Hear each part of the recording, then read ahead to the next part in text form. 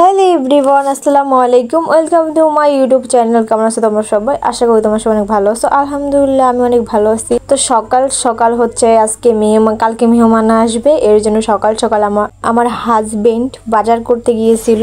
বাজার থেকে তো অনেক মাছ নিয়ে এসছে। এগুলো হচ্ছে ইলিশ মাছ। এখানে হচ্ছে 7-8টা ইলিশ মাছ কাটছি আমি। এখানে অনেকগুলা মাছ হয়েছে।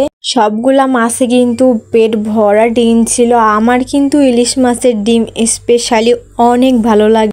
আমার মনে হয় মানুষ অন্য মাছের ডিম না খেলেও ইলিশ মাছের ডিম অবশ্যই খায়। ওই মাছ ধোয়ার পরে হচ্ছে মাছ ধুয়ে প্যাকেট করে রাখছি আর কি। এরপরে হচ্ছে মুরগি নিয়ে আসছিল।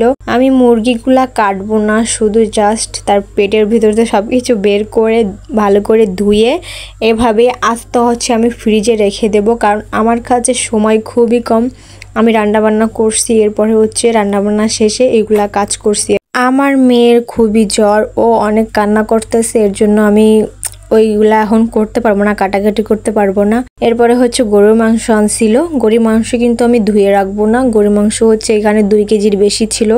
আমি হচ্ছে 2 ভাগ করে আর রেখে দেব। গরুর মাংসের ভিতরে হাড্ডি খুবই কম ছিল, বড় বড় 2টা হাড্ডি দিছিল। এখন হচ্ছে আমি যে প্যাকেট করে রাখছি, এই প্যাকেট এখন হচ্ছে আমি ফ্রিজে নিয়ে রাখবো। ওই যে মুরগি, গরুর মাংস এগুলা ফ্রিজে নিয়ে হচ্ছে এখন আমি রাখবো।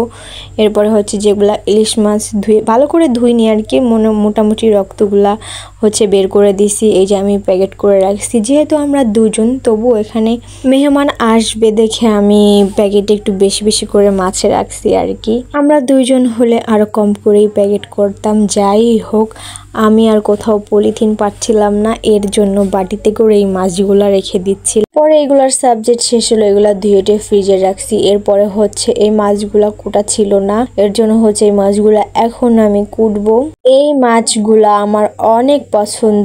আমরা কিন্তু এই মাছগুলারে কাইল্লে মাছ কই, জানি না আপনারা কি বলেন। কে কে এই মাছ চিনো আর কে কে এই মাছকে কি কি নামে ডাকো অবশ্যই কমেন্টে বলবে। আর হচ্ছে পাঁচমিশালি মাছ নিয়ে আসছিল, হচ্ছে ভাইন মাছ, পরে হচ্ছে কি বলে ওটারে কি বলে, রয়না মাছ, এরপর হচ্ছে খয়রা মাছ, তারপরে আমাদের দেশে গুইথে মাছ বলে, যেগুলোকে হচ্ছে যে ভাইন মাছের মতো দেখা যায়, কিন্তু ভাইন মাছ না, এগুলা কিন্তু টাটকা মাছ। এগুলা মাছ দেখে আমার কিন্তু কুটতে অনেক ভালো লাগছে। আমি কিন্তু খুব একটা তাড়াতাড়ি মাছ কুটতে পারি না, মাছ আমি কখনো কুটি না। আমার জামাই বাজার থেকেই কেটে নিয়ে আসে, কিন্তু এগুলা কাটে নাই। এখন আমি আস্তে আস্তে এগুলা মাছ কাটবো। আমার সাথে এক আন্টি ছিল, সেও আমাকে একটু হেল্প করছে। এই কাইল্লে মাছগুলা আমি কিন্তু 4-5 বছর ধরে খাই না। যখন দেশে ছিলাম বিয়ের আগে, তখন কিন্তু খাইছিলাম, কিন্তু অনেক দিন পর আজ আমার হাজবেন্ড নিয়ে আসছে। মাছগুলো দেখে কিন্তু আমার অনেক ভালো লাগছে। তো এখন আমি মাছ কুটতে থাকি আর আপনাদেরকে বাই বলে চলে গেলাম। আল্লাহ হাফেজ সবাইকে।